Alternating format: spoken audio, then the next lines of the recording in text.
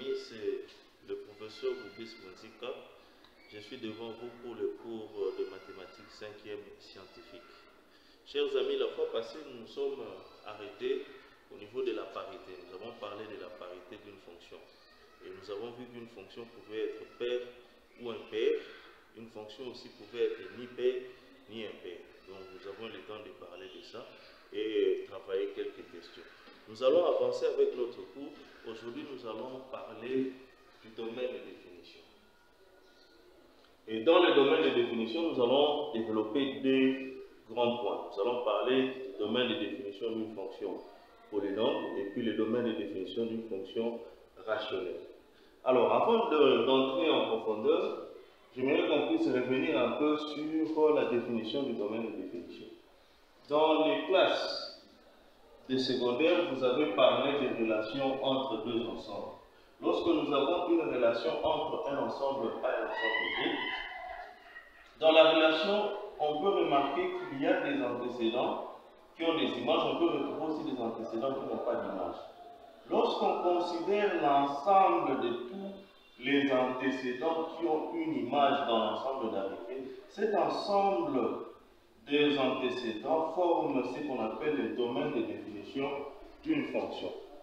Et le domaine de définition est représenté ou symbolisé par df ou encore dom f. Le domaine de définition, c'est donc l'ensemble de tous les antécédents qui ont une image.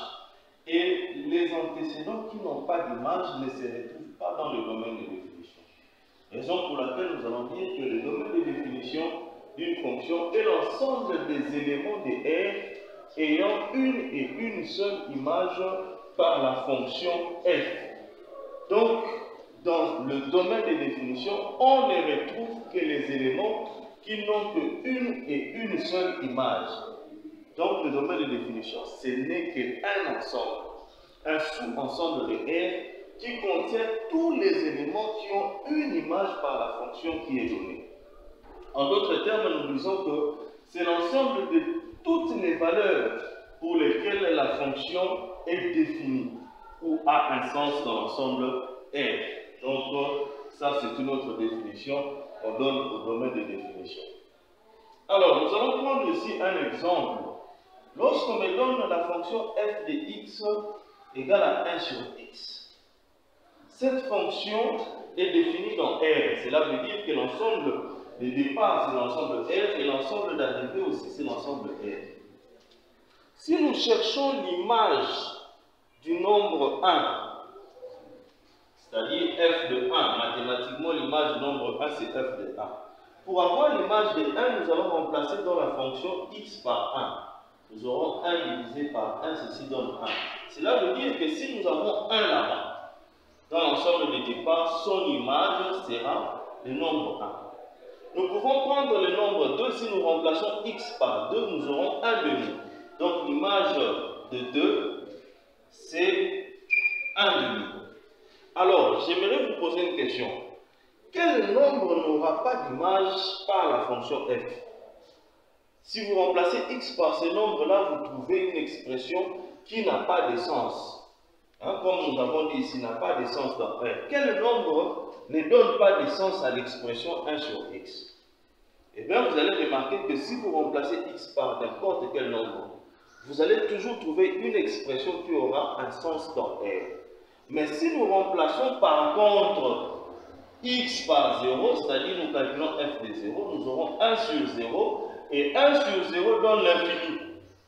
Et l'infini, c'est un nombre qui n'appartient pas à l'ensemble R. Cela veut dire que si nous avons 0 comme antécédent, 0 n'aura pas d'image, puisque dans l'ensemble R ici, il n'y a pas l'infini. Tous les autres nombres auront une image, sauf 0.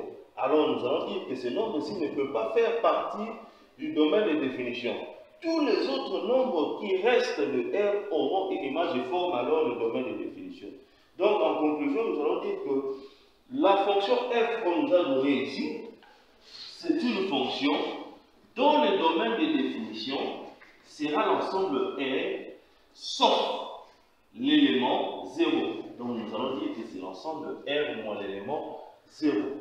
Et Et cet ensemble peut être représenté sous forme d'intervalle. C'est l'intervalle qui va de moins l'infini. Si nous enlevons 0 de l'ensemble R, nous aurons l'intervalle qui va de moins l'infini jusqu'à 0, ouvert, union de 0 jusqu'à plus l'infini. Voilà, sous forme d'intervalle, comment on peut écrire cet ensemble.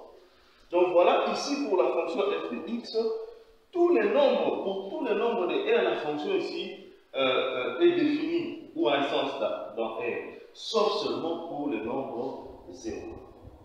Nous prenons un deuxième exemple. Ici, nous avons une fonction qui est différente de la première. Dans le premier exemple, on avait x au dénominateur, mais regardez là-bas, on peut supposer que le dénominateur c'est seulement égal à 1. Donc là, nous avons une fonction polynôme. Le premier exemple, on avait une fonction rationnelle. Comment ou quelle valeur de R la fonction ici, pour quelle valeur de R la fonction ici n'a pas de sens? Si je remplace x par 1, on peut calculer, je pense qu'on va trouver un nombre réel. On est tous d'accord qu'on aura un nombre réel. Pour x égale à 0, vous remplacez là, ça fait 0, 0, 0, on trouvera moins 1. Est-ce qu'il existe une valeur pour laquelle la fonction ici n'aura pas de sens? Ou la fonction ici va nous donner l'infini? Si vous regardez très bien, vous faites cet exercice, vous allez constater que pour n'importe quel nombre de l'ensemble R, cette fonction ici sera toujours définie ou aura toujours un sens. Et nous allons conclure ici que le domaine de la fonction g, et je note cette fois-ci dg, puisque la fonction c'est g, n'est que l'ensemble R. Donc il n'y a aucun nombre qu'il faut soustraire de l'ensemble R. Le domaine de définition, c'est l'ensemble R. Donc pour cette fonction polynôme, le domaine de définition nous donne l'ensemble R, qui est l'intervalle qui va de moins l'infini jusqu'à plus l'infini. Voilà un peu comme notion. Nous retenons ici que pour cette fonction rationnelle, on a dû enlever le nombre qui annulé le dénominateur, puisque si nous remplaçons x par 0, 0 annule le dénominateur et la fonction n'a pas de sens. Mais pour la fonction polynôme, aucun nombre n'annule le dénominateur, le domaine de définition nous donne l'ensemble R. Alors j'aimerais cette fois-ci que nous puissions parler en détail sur comment déterminer le domaine de définition d'une fonction polynôme et comment déterminer les domaines de définition d'une fonction rationnelle. Nous n'allons développer que ces deux points-là. Alors, c'est quoi d'abord une fonction polynôme? Nous disons qu'une fonction polynôme, c'est toute fonction qui a cette forme-là, c'est-à-dire x associé f de x égale à an x exposant n, plus an moins 1 x exposant n moins 1, plus an moins 2 x exposant n moins 2, an plus an moins 3 x exposant n moins 3, plus ainsi de suite, plus A1x plus A0. Bref, nous avons ici la somme de plusieurs monombres. Les A que nous voyons là sont des nombres réels, et là vous avez x exposant un nombre entier naturel. Donc, nous avons ici un ensemble de plusieurs monombres. Ça, c'est une fonction polynôme. Alors, on nous dit ceci, lorsque nous avons une fonction polynôme, son domaine de définition ne donne que l'ensemble R. Puisque pour une fonction polynôme, on ne trouvera pas un nombre qui va annuler le dénominateur. Donc ici, la fonction aura toujours un sens, peu importe le nombre qu'on considère dans R. Raison pour laquelle on parle des fois d'application polynôme. C'est pour dire que pour un polynôme, chaque antécédent aura une et une seule image dans R. Mais pour le cas d'une fonction rationnelle, là ça sera autre chose. Alors je prends ici un exemple. Vous avez la fonction y au tableau. Nous avons x exposant 50 plus 30 fois x exposant 5 moins 2x carré plus 7. Si nous regardons très bien, ceci est une fonction polynôme. Comme c'est une fonction polynôme, même polynôme d'ailleurs, je vous avais dit, tout à l'heure c'est une application, son domaine de définition ne calcule rien. Donc, nous donnons directement comme domaine de définition l'ensemble R. Donc, dès que vous constatez que vous avez affaire à une fonction polynôme, son domaine de définition, c'est l'ensemble R. C'est pour dire que la fonction sera définie pour n'importe quelle valeur de l'ensemble R. Deuxième exemple, nous avons un monombre plus un monombre. Donc là, nous avons un polynôme. Comme c'est un polynôme, le domaine de la fonction G sera l'ensemble R.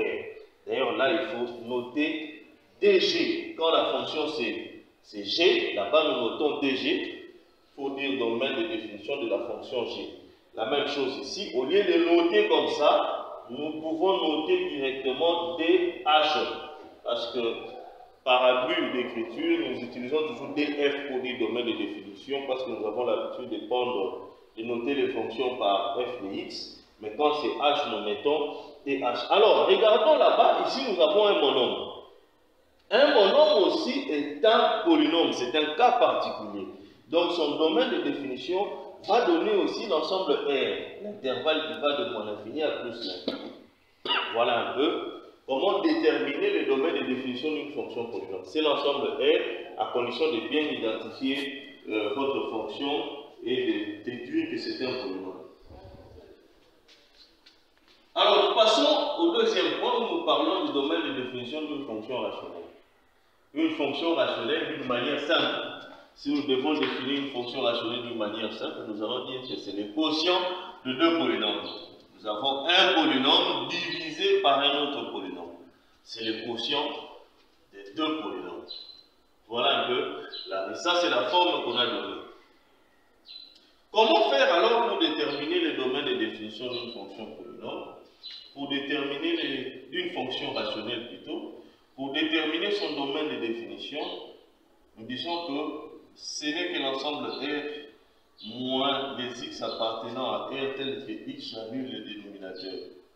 En d'autres termes, c'est l'ensemble R enlever tous les nombres réels qui annulent les dénominateurs. Et nous disons que si la fonction peut s'écrire P de x sur Q de x, P de x et Q de x étant des polynômes, donc le domaine de définition de notre fonction, ce n'est que l'ensemble de tous les réels, enlever les réels qui annulent le polynôme Q de x. Mathématiquement, nous allons noter le domaine de définition aussi de cette manière. Le domaine de définition de la fonction f, c'est l'ensemble R moins les x appartenant à R tel que Q de x égale à 0. Ça, c'est vraiment en langage mathématique. C'est l'ensemble de tous les réels enlevés, les réels qui annulent le dénominateur. Donc, enlever tous les réels qui font que Q de x soit égal à 0. On peut exprimer cela autrement en disant que c'est l'ensemble de tous les réels, tous les x appartenant à R, tel que Q de x est différent de 0. C'est-à-dire, c'est l'ensemble de tous les réels qui n'annulent pas les dénominateurs. Le domaine de définition, c'est l'ensemble de tous les réels qui n'annulent pas les dénominateurs. Je prends un exemple, quelques exemples ici. Nous allons essayer de travailler ces exemples.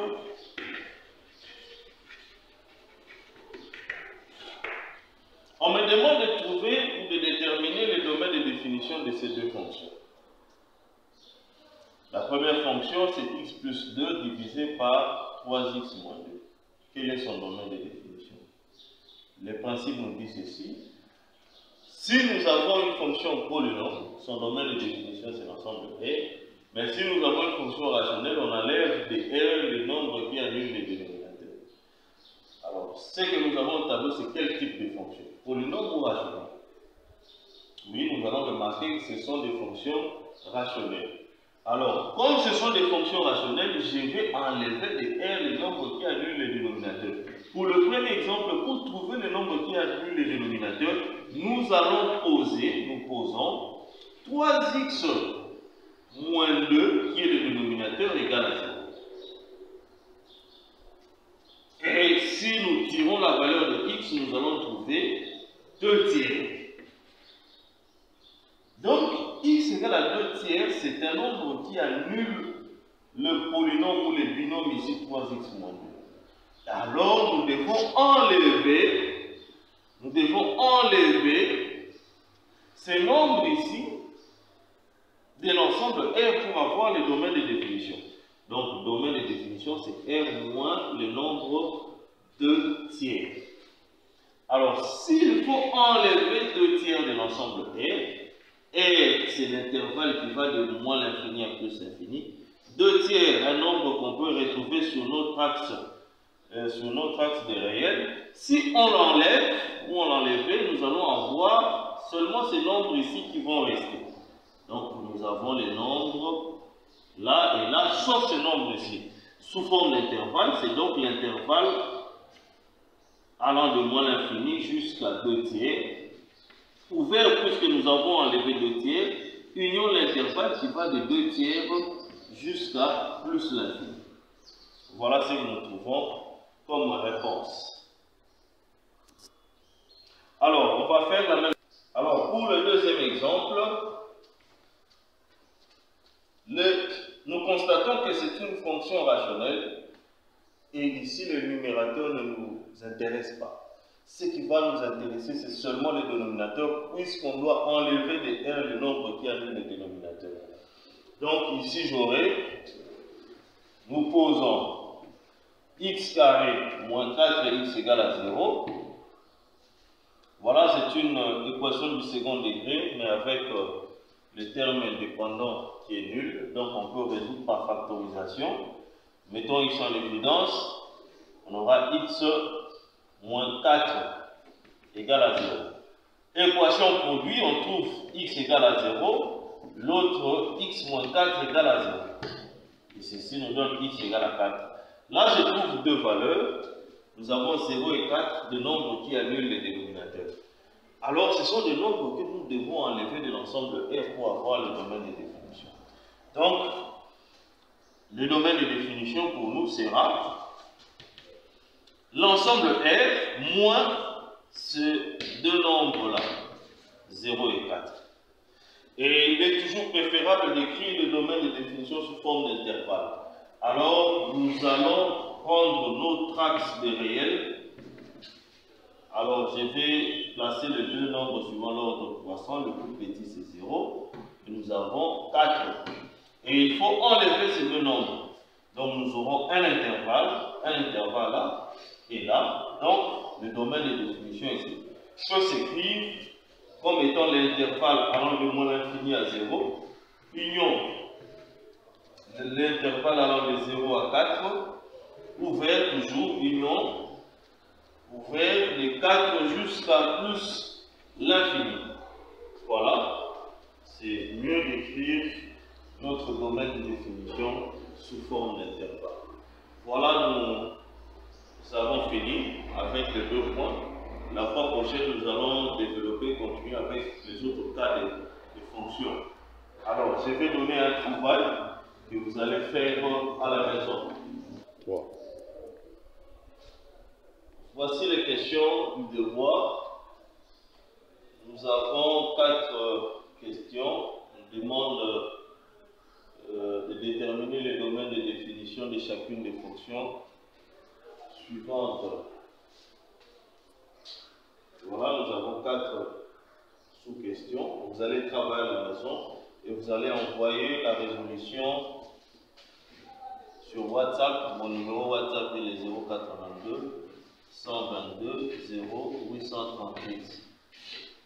Donc, envoyez au plus tard le mercredi de la semaine prochaine. Alors, bon travail à tous. On se retrouve la fois prochaine. Merci.